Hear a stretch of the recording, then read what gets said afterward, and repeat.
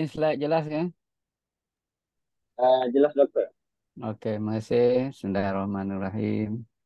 Assalamualaikum warahmatullahi wabarakatuh dan salam sejahtera kepada semua, kepada Puan Sheila sebagai penyelaras, kepada apa ni, nampak tadi ada Dr. Nur Azhar, kepada Cikgu Mira yang akan menjadi moderator pada petang ini, kepada Cikgu Kanan. Dia bukan cikgu kiri ya, cikgu kanan.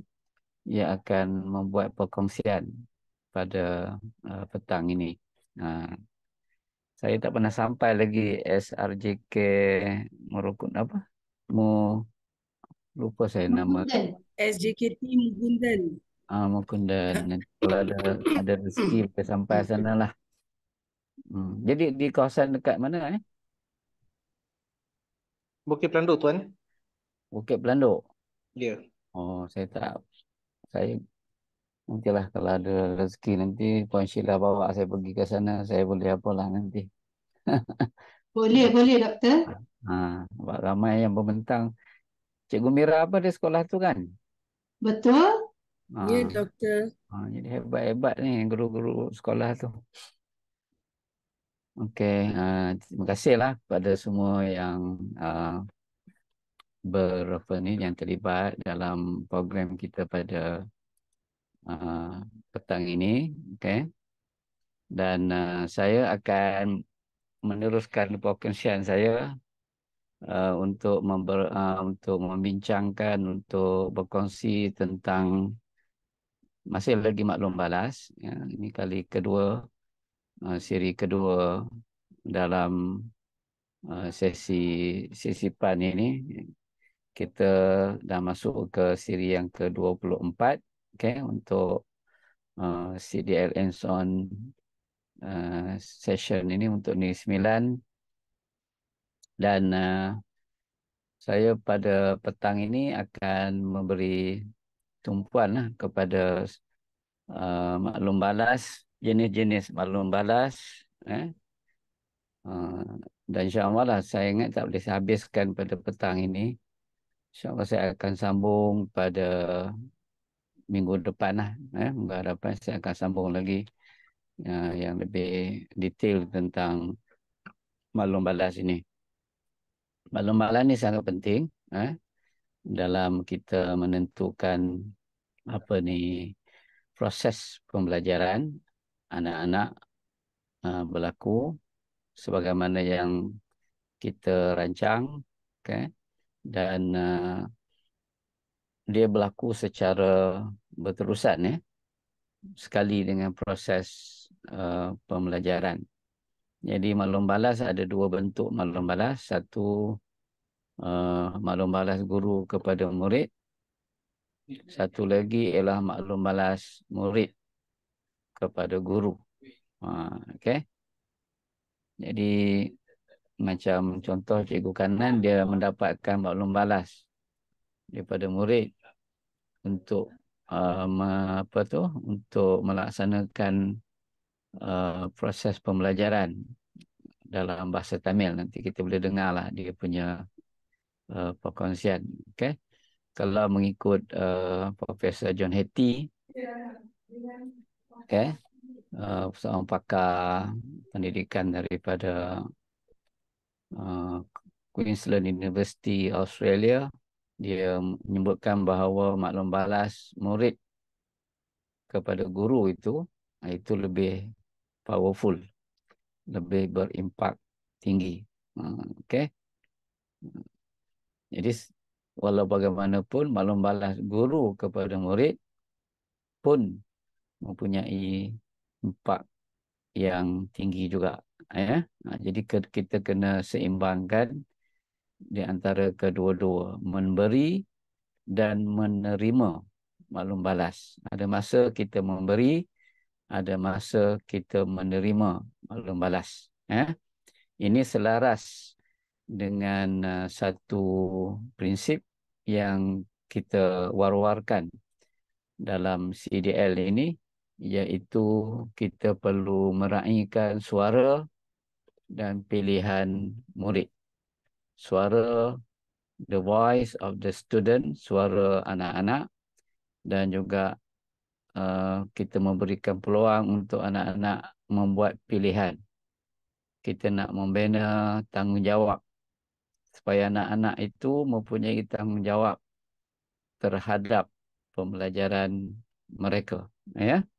Jadi akhirnya nanti kita akan membangunkan apa yang kita namakan sebagai ketangkasan belajar. Dalam bahasa Inggeris disebut sebagai learning agility. Jadi bila kita membangunkan potensi anak-anak, dengan kita memberikan mereka pilihan, kita menghargai, meraihkan suara. Suara ni maksudnya dia boleh memberi pendapat, dia boleh memberi cadangan, pendapat dan cadangan tu diraihkan, kita hargai, maka secara tak langsung ataupun tidak langsung, secara beransur-ansur, gradually, beransur-ansur, sebenarnya kita membangunkan mereka punya potensi pembelajaran. Ya, ada juga yang dalam literature disebut juga sebagai regulated learners, regulated learners, self-regulated learning, pembelajaran regulasi kendiri. InsyaAllah benda ni saya akan sentuh juga dalam sesi-sesi yang akan datang. Malah saya sudah menyiapkan satu modul, dia panggil sebagai modul tangkas belajar. Jadi kalau ada kesempatan nanti, mungkin cikgu-cikgu boleh ikutilah nanti bagaimana kita boleh meningkatkan ketangkasan belajar. Cuma kalau kita boleh boleh berpegang kepada tiga prinsip yang kita namakan sebagai jiwa pendidik. Yang pertama, kita mesti percaya dan yakin bahawa setiap anak-anak itu mempunyai harga diri. Dia ada dignity. Setiap anak-anak itu ada harga diri. Ya, ataupun dalam bahasa Inggeris kita panggil dia sebagai dignity. Ya. Kalau dalam bahasa Arab dipanggil sebagai karamah insaniah. Okey. Dalam bahasa Melayu kita kata harga diri ataupun kemuliaan insan. Setiap anak-anak dia mempunyai harga diri. Okey. Sebab dia adalah manusia yang istimewa, yang telah dijadikan oleh Tuhan. Okey, itu yang pertama. Yang kedua, kita mesti percaya dan yakin bahawa setiap anak-anak itu ada potensi, ada bakat. Potensi, bakat, talent ini boleh dikembangkan, boleh dipupuk, boleh dibangunkan. Secara berperingkat-peringkat lah. Sebab tu kalau kita tengok setiap anak-anak ni, bakat ataupun potensi mereka tak sama antara satu sama lain. Walaupun mereka datang daripada keluarga yang sama, daripada ibu bapa yang sama, kan? Daripada rumah yang sama, tetapi mereka mempunyai bakat dan potensi yang berbeza-beza. Ini pentingnya kan kita meraihkan perbezaan. Kalau sama saja semua pun kita tak nampaklah ada kita panggil keperbagaian. Sebab keperbagaian itu penting dalam kehidupan kita ni. Jadi bila ada keperbagaian, kita ada banyak pilihan yang boleh kita buat dalam hidup.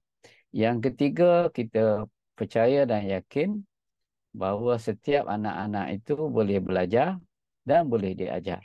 Nah, ini pun penting. Setiap anak-anak itu mempunyai kebolehan untuk belajar. Cuma cara dia belajar mungkin keupayaan dia belajar tu berbeza-beza antara satu sama lain. Tapi semuanya boleh belajar. Walaupun apa latar belakang. mereka. Kita bayangkanlah anak-anak yang tak boleh melihat, tak boleh mendengar, tak boleh berkata-kata pun boleh diajar dan boleh belajar. Ya. Ah, apa ni? Saya selalu bagi contoh seorang apa ni? Seorang dia sebenarnya juga seorang sarjana juga, namanya Helen Keller. Helen, Helen, Keller, Keller.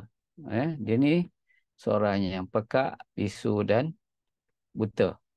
Tapi dia menjadi hebat oleh kerana seorang guru yang bernama Anne Sullivan. Sebab Anne Sullivan ini seorang yang berjiwa pendidik, dia yakin dan percaya bahawa anak muridnya bernama Helen Keller itu mempunyai potensi yang boleh dikembangkan dan boleh belajar serta boleh diajar. Cara dia berkomunikasi, dia gunakan sentuhan macam ni, jari itu. Ya, dia boleh berkomunikasi peringkat awal. Jadi kalau berminat boleh pergi ke YouTube nanti, cari filem. Filem tu ada dalam YouTube. Nama filmnya ialah Miracle Workers.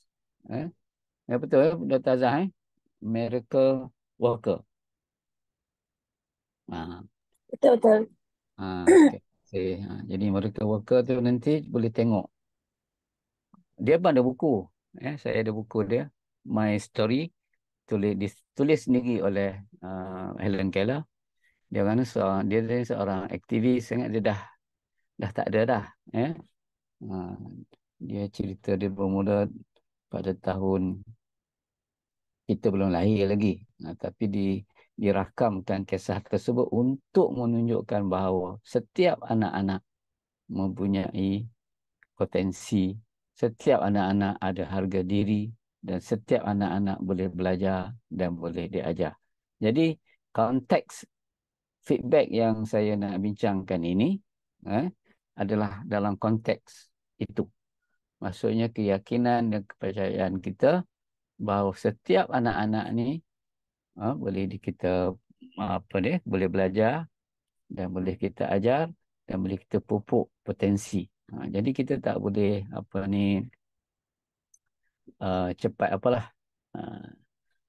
cepat mengalah.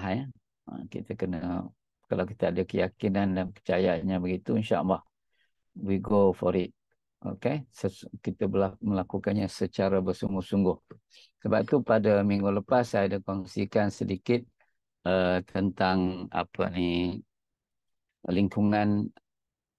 lingkungan keprihatinan dan juga lingkungan pengaruh. Jadi maklum balas ni dapat mengembangkan nanti lingkungan pengaruh. Ini saya tak mau sentuh balik lah. Saya dah bincang kepada minggu lepas.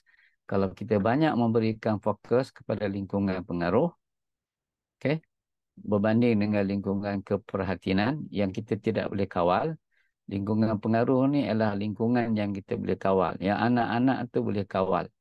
Kita mesti selalu ingat, bila anak-anak datang sekolah, dia akan bawa dua perkara. Pertama, dia akan bawa dia punya kita panggil kebolehan, the ability.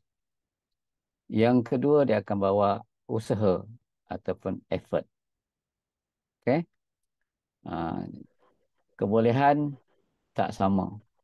Ya, kalau kita fokus kepada kebolehan, mungkin kita akan mendapati bahawa kebolehan itu akan menjarakkan di antara seorang individu dengan seorang individu anak-anak yang lain. Tapi kalau kita fokus kepada effort, kepada usaha, semua anak-anak boleh berusaha. Boleh memberikan komitmen, kesungguhan, berusaha bersungguh-sungguh tanpa letih dan jemu untuk memperolehi apa yang patut dipelajari oleh mereka. Ini sebab tu dia panggil lingkungan pengaruh itu. Okay? Berbeza kalau orang itu banyak memberikan fokus kepada lingkungan keprihatinan, dia seorang yang reaktif, bukan seorang yang proaktif. Jadi kita nak jadikan anak-anak kita ni seorang yang proaktif, bukan seorang yang reaktif. Kita nak jadikan dia seorang yang proaktif. Orang-orang yang reaktif ni orang-orang yang banyak memberikan fokus mereka, tenaga mereka kepada lingkungan, keprihatinan. Keprihatinan ni lingkungan yang kita ambil berat, tetapi kita tak ada kawalan terhadap perkara-perkara yang terdapat di dalam lingkungan berkenaan. Okey. Jadi saya ingat saya apa dulu yang itu.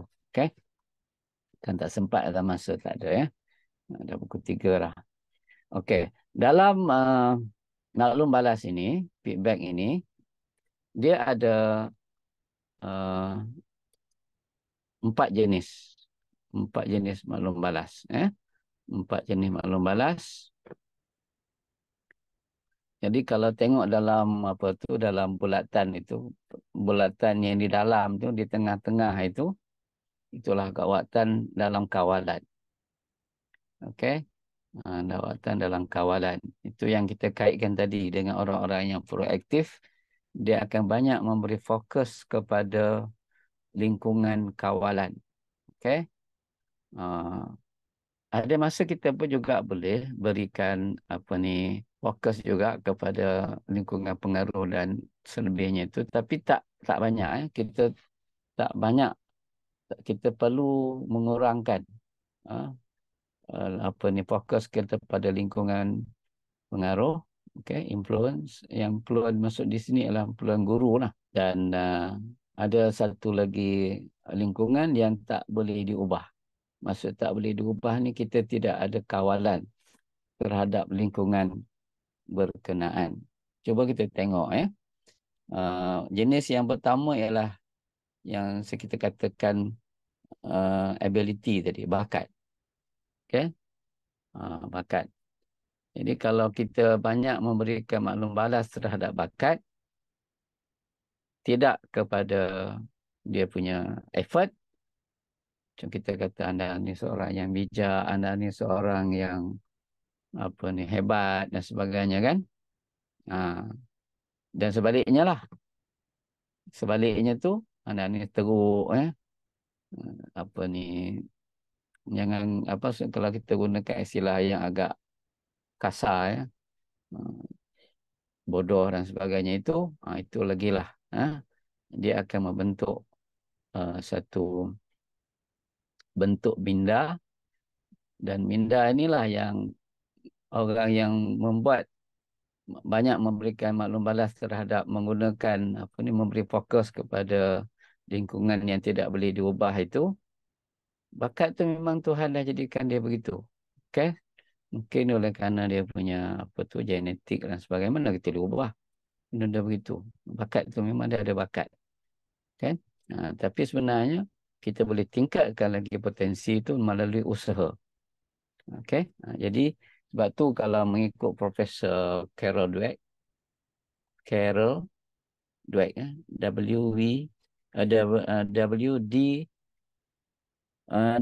D-W-E-C-K, Carol Dweck. Dia ni adalah pakar dalam, dia panggil growth mindset. Dia akan bandingkan pendekatan yang membawa kepada fixed mindset. Maksud fixed mindset ni dah macam tak boleh ubah dah. Sesuatu tu tak boleh berubah. Jadi sedangkan kita yakin bahawa potensi tu boleh dikembangkan. Boleh dikembangkan. Dipanggil fixed mindset. Begitu juga kalau kita banyak berfokus, maklum balas kita banyak memberi fokus kepada outcome, kepada keberhasilan. Ini pun sebenarnya tak banyak membantu mengembangkan usaha anak-anak, usaha murid. Dia masih lagi berfokus kepada apa tadi? Kepada kebolehan. Bukan kepada effort. Okey. Ini pun sebenarnya akan menjurus kepada fixed mindset. Ataupun mindset yang telah ditetapkan. Tetap, maksud tak boleh berubah. Tetap. Okay? Dan yang seterusnya ialah jenis yang ketiga ialah kita memberi fokus kepada bagaimana anak-anak membuat keputusan. Ini yang kita kata kita meraihkan dia punya pilihan. Ya, pilihan. Maksudnya Sebab tu penting bila kita memberikan anak-anak tu ruang untuk membuat keputusan ataupun untuk membuat pilihan, kita membina dia punya keyakinan. Okay? Dia punya self-efficacy. Keyakinan dia untuk melakukan sesuatu perkara, sesuatu tugasan yang telah ditetapkan kepada mereka. Okay? Contohnya di sini, diberikan di sini ialah anda menggunakan strategi yang baik. Ini kita fokus kepada effort dia. Effort dia untuk mengenal pasti strategi.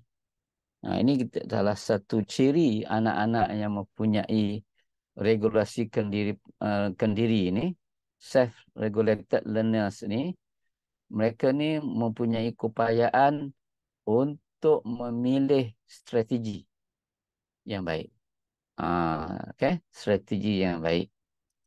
Ini akan membantu dia melaksanakan refleksi kendiri, okay?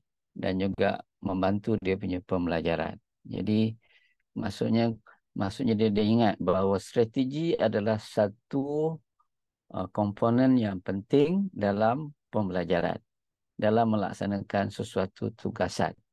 Jadi dia akan setiap kali dia boleh tengok saja menerima sesuatu tugasan ataupun melaksanakan sesuatu aktiviti pembelajaran yang telah direka bentuk oleh guru-guru, maka dia akan menggunakan dia akan memilih strategi.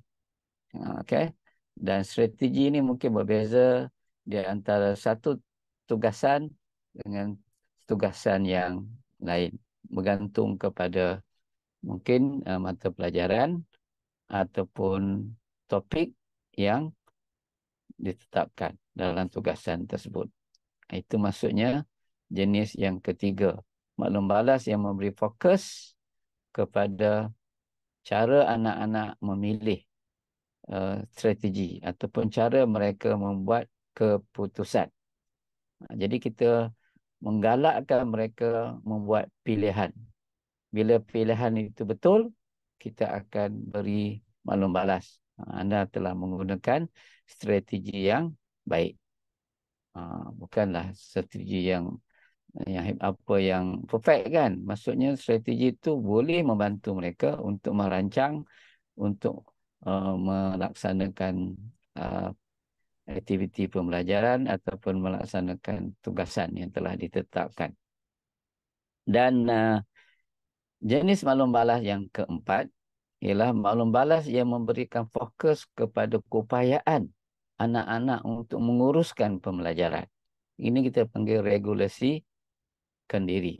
Kita perlu ingat ya, untuk kemampuan seseorang itu menguruskan proses pembelajarannya dengan baik, dia mesti dapat menguruskan, pertama, dia dapat menguruskan tingkah laku dia.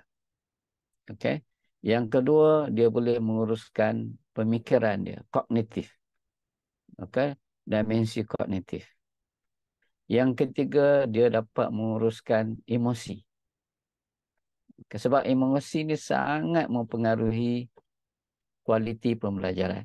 Kalau anak-anak tidak mempunyai emosi yang bagus, yang baik, tak diuruskan dengan baik, maka dia akan menjejaskan proses pembelajaran. Ini semua kajian menunjukkan bahawa pentingnya emosi dalam pembelajaran. Okey, jadi anak-anak tu perlu diberikan bimbingan supaya mereka mempunyai keupayaan untuk mengurus emosi masing-masing. Emosi ini macam-macam lah kan, marah, gembira, cepat terlalu sensitif, mungkin dia very reaktif nantilah. Jadi dia boleh menguruskan diri dia. Contohnya anda telah menguruskan emosi anda dengan baik. Maksudnya dia boleh berbeza pendapat, dia boleh mendengar perbezaan pandangan daripada pihak lain, dan sebagainya. Ini perlu dipupuk daripada awal, daripada sekolah rendah. Kita pupuk sekarang ini dipanggil sebagai SEL, Social and Emotional Learning. Okay? Yang sangat mempengaruhi proses pembelajaran anak-anak. Jadi dengan kita memberikan maklum balas kepada keupayaan anak-anak itu untuk menguruskan diri pembelajaran dia dipanggil regulasikan diri, ini adalah keupayaan dia untuk menguruskan pembelajaran. Nanti saya akan bincangkan lebih detail. Dalam regulasikan diri ini ada elemen metakognitif. Okey, metakognitif ni ada pengetahuan tentang metakognitif, ada kemahiran tentang metakognitif. Ini kita akan bincanglah dalam sesi-sesi yang akan datang. Jadi saya ingat saya dah ambil masa yang agak lebih 10 minit, 3:10. Saya berhenti dulu setakat ni. InsyaAllah pada sesi yang akan datang, pada perkongsian yang akan datang, saya akan detailkan lagi tentang maklum balas ini. Jadi terima kasih kepada semua rakan-rakan guru yang yang hadir pada petang ini. Kepada mereka yang tak sempat, nanti bolehlah menyemak di laman web Cognitive Docs Learning rakaman-rakaman yang dah sampai ke peringkat siri yang ke-24. Seterusnya saya serahkan kepada Cikgu Mira untuk sesi perkongsian yang seterusnya petang ni. Terima kasih. Assalamualaikum dan salam sejahtera.